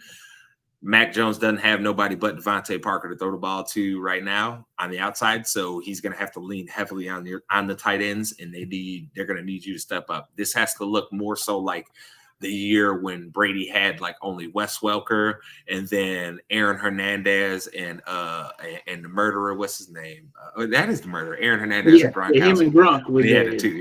Gronk was in the same year. Yeah, so those two are very, very important. But for me, more than anything, is Jonnu Smith, because he's the one that has more of the ability to be a game breaker and really open up the defense. So got to step it up this year. Darrell, was the Patriots the team you was going to yell at? It wasn't the Patriots? Damn. Okay. What's he going to yell at, bro? I don't know. I can't figure it out, bro. I don't know at this point, because I thought for sure it was at least going to be his team. Guess not, right? But moving forward here, we got the New Orleans Saints. Mase, who you got? Famous Jameis Winston. Hey, man. For as much turnaround as we've had in the Saints, but bro, they're still a ready-made team. Like, a lot of that team is still together. I mean, if he's, because look, Taysom Hill ain't worth a damn. We know that. And Jameis at least gives your team a chance to win. And when you have the likes of a Lattimore and a Cam Jordan on defense, you have a playmaker. And they have a line. And so they have a playmaker at every level of the defense. So I mean, they're solid there. Offense, nobody knows what Michael Thomas is going to look like, but they gave you some threats. I mean, Tyrann Mathieu's there now as well. So like I said, the team is ready made to succeed as long as Jameis don't fumble the bag. You said it all. We picked the same dude. You said it all. I don't need to say nothing else. So we'll just keep it moving. Mase, New York Giants. Who you got?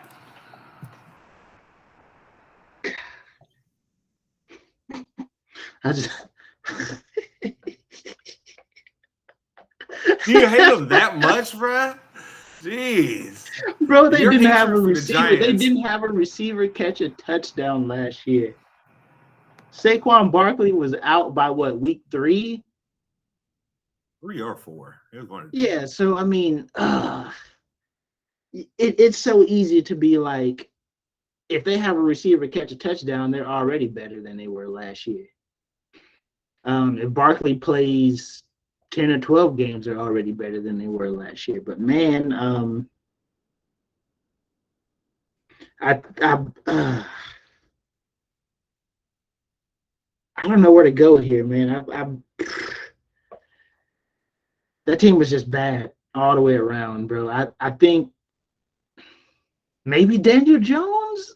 Like, I really couldn't decide on the New York Giants. Right? I mean, there are so many things that went wrong. You can't point to. You can't be like, okay, well, if the receivers play well, Barkley still might get hurt.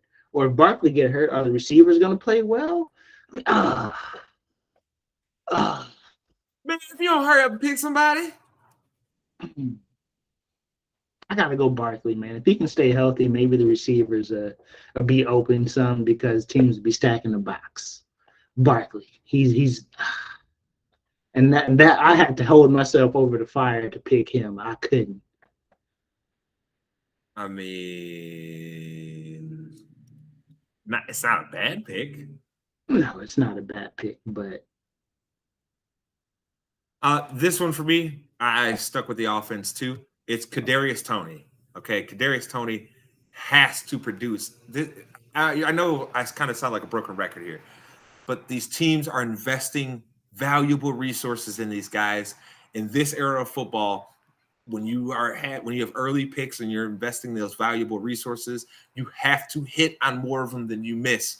And this has to be a pick that you hit on if you are the Giants, because like Mase said, it was pathetic last year. Your receiver core didn't even produce a touchdown between all of the guys on the roster. Yes, that has something to do with quarterback play and scheme. 100%, we admit that. But again, we need the Giants are going to need guys to step up, plain out and simple.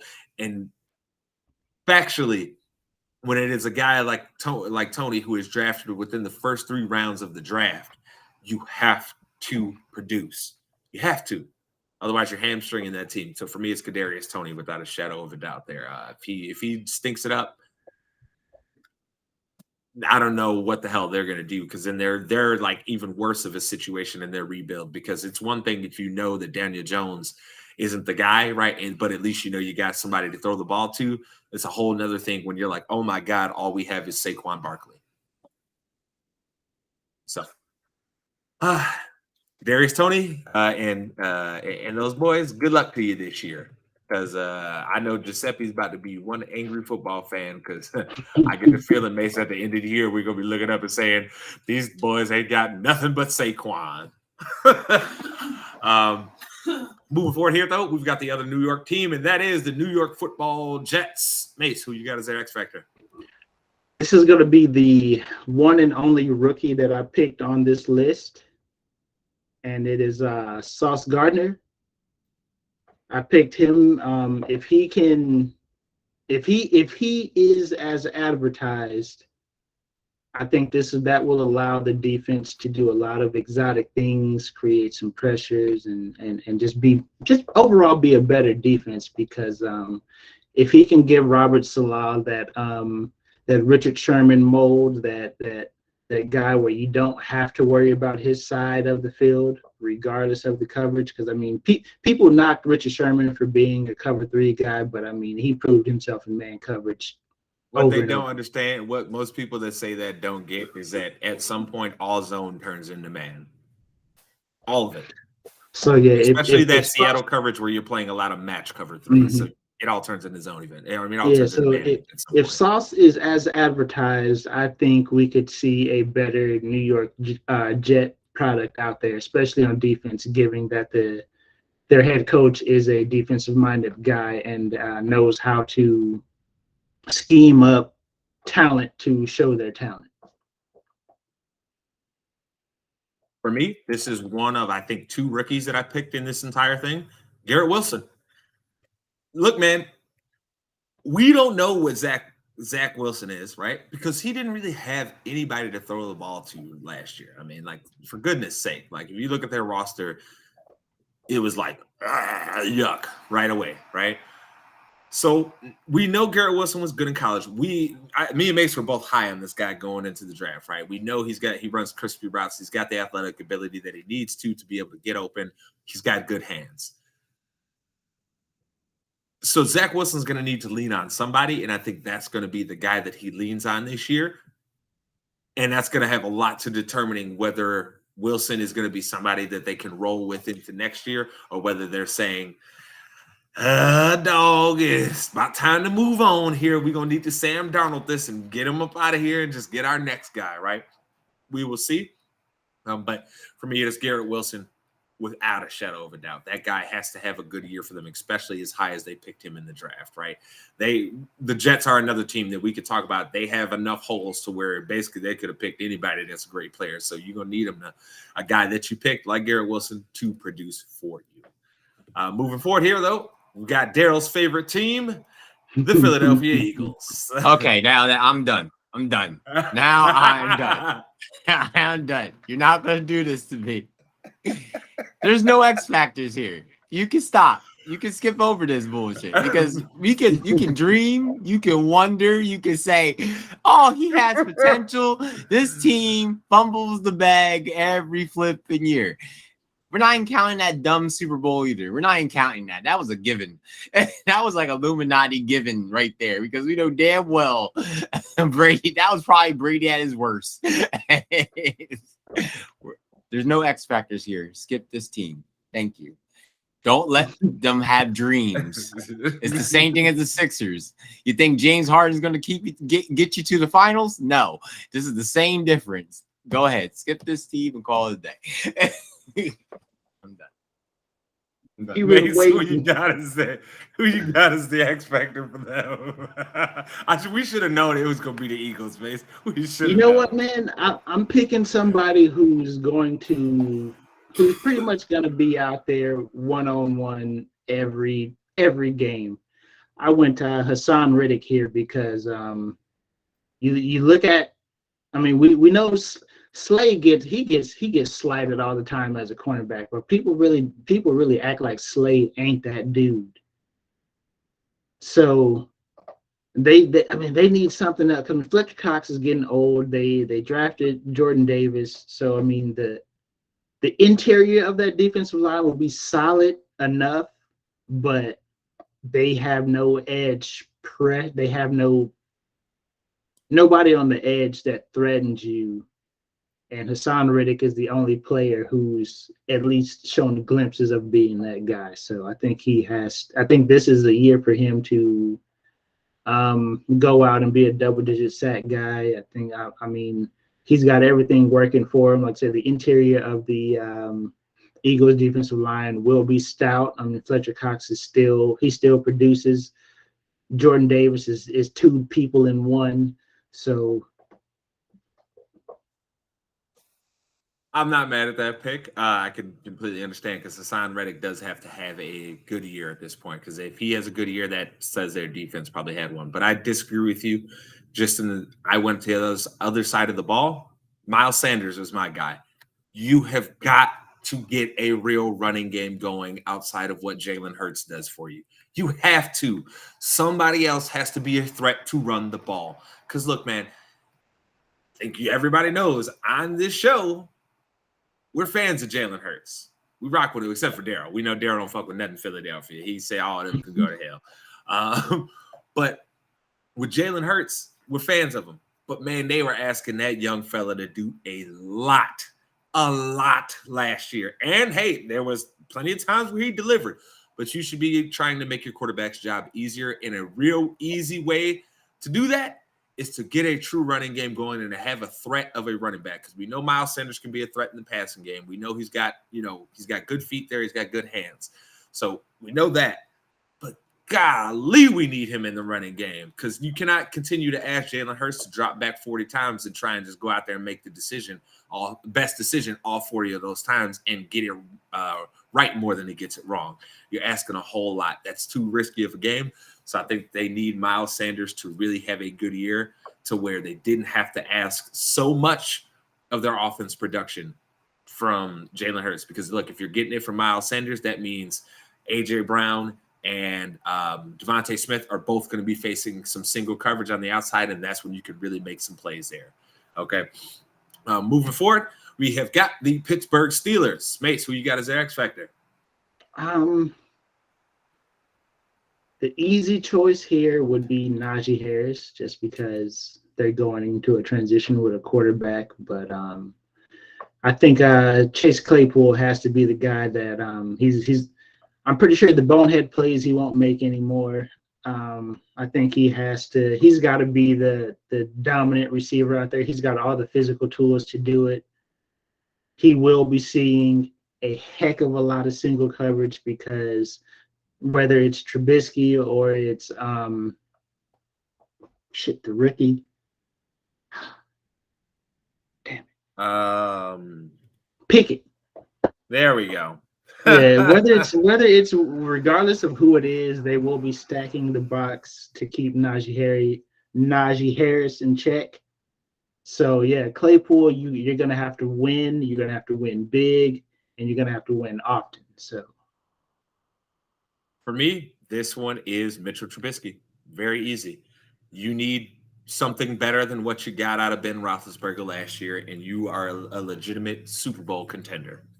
That's all you need is just a little bit better of play than what you got from Ben. Because Roethlisberger was out there selling last year, okay? He was selling. So if Mitchell Trubisky can just not turn the ball over a lot and hit some big plays, they'll win.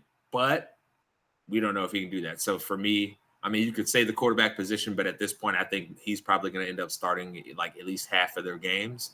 Because I don't think they have any desire to rush Pickett out there. I think they want to let him be able to sit, develop, see what the speed of the game is, learn the system, then come in and really execute. I think they're one of those teams that's more so in that same position that Kansas City was in when they got Mahomes, where it's like, oh, no. Our team's good enough. Our entire team is good enough that we can let you sit for a year because the quarterback, he'll never be in a position where we're going to say you can go lose the game for us, right? Yeah. That's just not what's going to happen. So I think they want to let him sit for a year. So for me, it's Trubisky. Trubisky has to show that he can be at least a quality starter at this point. He doesn't even have to be explosive. He doesn't even have to be top end. You just got to be somewhere in that 12 to 20 range, right? You got to be somewhere in there where it's like, hey, we can at least win with you, right? You may not be, we won because you put us on the back, but we can win with you, right? So we'll end up seeing what happens there. But moving forward here, we've only got a couple teams left. We have got the San Francisco 49ers. Mase, who you got as their X factor? A guy that they're really high on, all the reports from the mini camps and all this stuff, Travaris Ward. I think he could be the, not necessarily like the answer, the shutdown guy in that secondary, but he has to step up and at least take the challenge of the number one receivers and at least compete with them on the same level, because that secondary, I think they led the league in pass interference calls against them last year. And I believe if they can at least alleviate some of that by knowing they have a guy that can at least not give up the cheeks out there on the outside, I think they will. Because I mean that front seven, you can't. There's nothing bad you can say about their front seven. So somebody in that secondary, dog. Yeah, you can't say anything bad about their front seven. So yeah, I believe if Travaris Ward steps up and even has a markedly decent season, I think that we're still talking about them as the defensive stalwart that they still are, instead of, okay, if we can somehow get time, we're good. For me, it was on the other side of the ball. I don't disagree with your pick, by the way. That's a very good pick. But for me, it's Brandon Ayuk. And the reason why I say that is because, hey, we already know that Debo wants out. So we know how we know how Kyle gets once dudes start, bucking against the system. He gets real in his feelings and he starts trying to, cut him out. So if Brandon Ayuk has a good year, that means Trey Lance had a good year for you. That means Debo probably had a good year for you. And that means you've probably found your quarterback for the next couple of years. And if not found your quarterback, you've at least put yourself in a position to where you have a solid wide receiver that you feel like you can do things with. So you can trade Debo for whatever capital that you want, because it looks like y'all don't want to pay that man, right? So you can trade him for whatever capital that you need and then try and move forward if you need to take another swing to try and get a quarterback, right? But if Brandon Ayuk has a good year, I think that means that your quarterback probably had a good year, and you're looking at saying, hey, we got something here with this Trey Lance kid. But moving forward, we've got the Seattle Seahawks, who have had a very strange offseason and are currently in the midst of a rebuild, clearly. So, Mase, who do you got as their X Factor player? One of their newcomers, Noah Fant. I think this is probably going to be the first time that he isn't the focal point of a defense's passing scheme. Because, I mean, Lockett and Metcalf are both proven commodities out there. And this is probably the best group that Font has been a part of.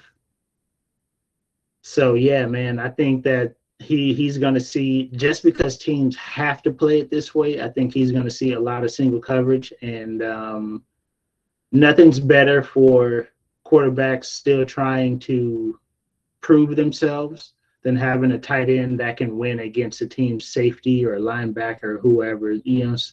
There's nothing better for a quarterback who still has to prove themselves than having somebody at the tight end spot who is going to win. You said it for me.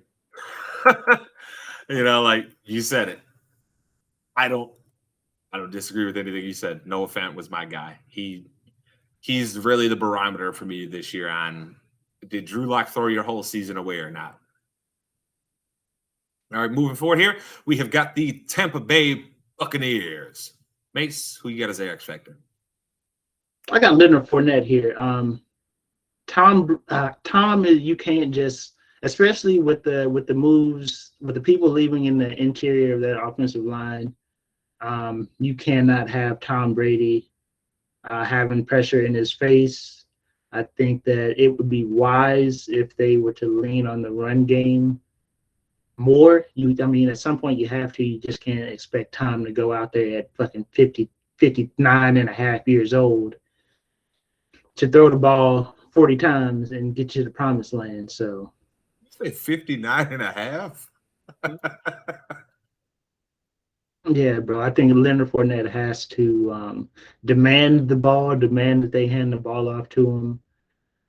Because, I mean, we know what we're going to get out of Evans and Godwin. We know them boys are ballers. We know Tristan Wirfs is a he's an all pro talent at right tackle. But that interior of that line is going to cause Brady some problems. And the way to alleviate that shit, you get a run game. So for me, this one was actually kind of hard because they do have such a quality team. But for me, it was Shaq Barrett. Look, man, you're going to probably be asked to do more than you've ever done before in your career at this point, and you have to be that certified dog on the outside. Because look, I can tell you facts. Look, Vita Vea and Akeem Hicks about to get some push in the middle. That's a fact. So now you don't have JPP to fall back on, where teams still, even after the stupidity with the fireworks in his hand, teams still had to respect JPP as a pass rusher, right? You don't have that guy on the other side anymore. Now it's you. You're still going to be getting single coverages. You got to make plays this year because, look, man, that offense will be good. But that defense, the one thing that they're really missing right now is somebody to make those plays on that, in the pass rush game for them. You ain't going to be able to run on this team, but we know if there's enough time, you can break down any coverage. So, Shaq Barrett, this better be your year, my boy. this better be this another guy, Mase, where we better be talking about him and saying, hey, potentially defensive player of the year here. Because if not, look, man, the team is really good, but the way they play, if they don't get pass rush, they play a whole lot of man. You don't get pass rush, that fucking coverage is gonna get ate up. I don't care who you look. You could have a secondary consistent of Deion Sanders, Rod Woodson, Ed Reed, and Darrell Revis. And if there's enough time, them niggas are still getting ate up too. Okay, so Shaq Barrett better step it up. But moving forward here into the last two teams that we've got here. Mase, the Tennessee Titans. Who you got? This one I got to go with Robert Woods. This is probably going to be the first time he's the focal point of the passing game, and I don't think there will be a lot of difference in like the routes that they ask him to run because it will be play action heavy, the same way it was in LA with the Rams. So I don't think he'll be asked to do different things. He would just have to do it more and be more of a playmaker for that team. For me, it is Ryan Tannehill all day long. Look, man. If Tannehill doesn't have a good year, it doesn't matter who else has a good year, because that means Tannehill has thrown the ball away to the other team quite a lot. Is Derrick Henry going to be the same? We don't know, at this point. But what we do know is that you don't have A.J. Brown and who was the other dude that he first had there? It was A.J. Brown and who, Mase? It was A.J. Brown and it was Julio for a year, but he was always hurt. So, but before he Julio, was Johnny. We had Johnny there. Yeah, so he had dudes there to throw the ball to, right? So he looked good. Now you don't really have that. What's Tannehill gonna do here? He has to have a good season for them to be good because their defense has gotten worse and their offense their offensive roster construction has gotten worse, right? And the O-line has gotten a year older, and that's never good. So for me, very, very simple, Tannehill. But now for the last team in this list, it is the team that we love to clown on and clown on their damn owner because they never, ever get right. You might as well call them the can't get right all-stars, a.k.a. the Washington Commies, aka the Washington Commanders. So, Mase, who do you got as their X Factor player? I think this is gonna fall on Montez Sweat shoulders, because if you look at the best unit on that team is their defensive line. There's no question about it. But if we had to look at one player on that line who said if they have a good season, then that reflects on the rest of the team. It's got to be Sweat, because I mean Chase Young, Deron Payne, shit. They just got some dogs out there on that defensive line, and if he can be consistent and if he's just a consistent pass rusher, he can consistently set the edge, because you can't run up the middle on those guys. I really believe that team probably succeeds a lot more than they should if he plays well.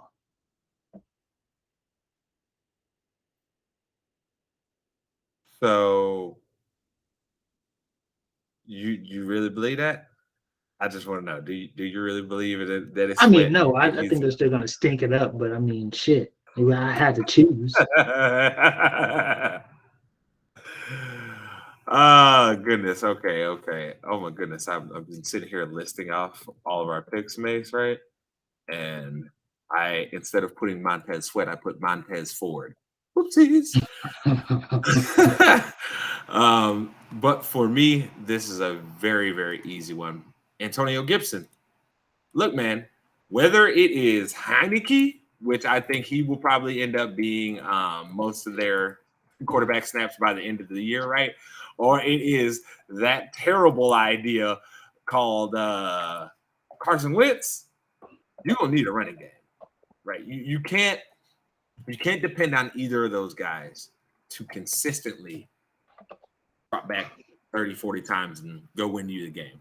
Look, at this point, me personally, if I was Ron Rivera, I'd be like, Heineke, you my starter till Carson Wentz can show me what he got in camp. Because at least I know, Heineke, we can win some games with you. We may not win a lot, but we'll win some. You'll put it. You look, we saw a couple times last year where it was like, yo, how is he balling out like this? How? So we know Heineke can have some there, but we most definitely know that man, Carson Wentz, is washed. So that being the case, we must see a great year out of Antonio Gibson if that team wants to have any type of success, because without that, they will not have any success. But Mase, tell the people where to find you. Oh, you know, man, catch your boy Twitter at funky_stuff09. Catch your boy at Twitch at twitch.tv/SwaggyMase. Maybe y'all can be there with me for my first win in Fall Guys. That'd be pretty dope. Darrell, you got any wins in Fall Guys? I don't believe it. He lying. He ain't got that one. He lying. The only win I have is not playing that game. Nope. Not playing that.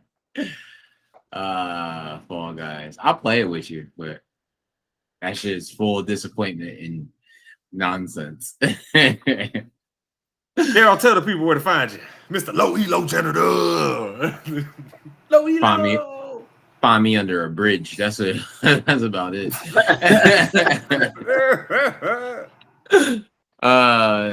Low Elo Janitor at Twitch. Alvarez Effect Gaming on Facebook. I might just start that back up again. Tell you the truth. I got all this stuff and I just don't do it. I don't know. Might just play some Lost Ark. I'm in a dungeon. I'm in a cave. That's all I do. Lost Ark. Don't even turn on these consoles anymore. I know you will once that Arc 2 come out or whatever. Ew. Why would I do that? I'll turn it on for Street Fighter.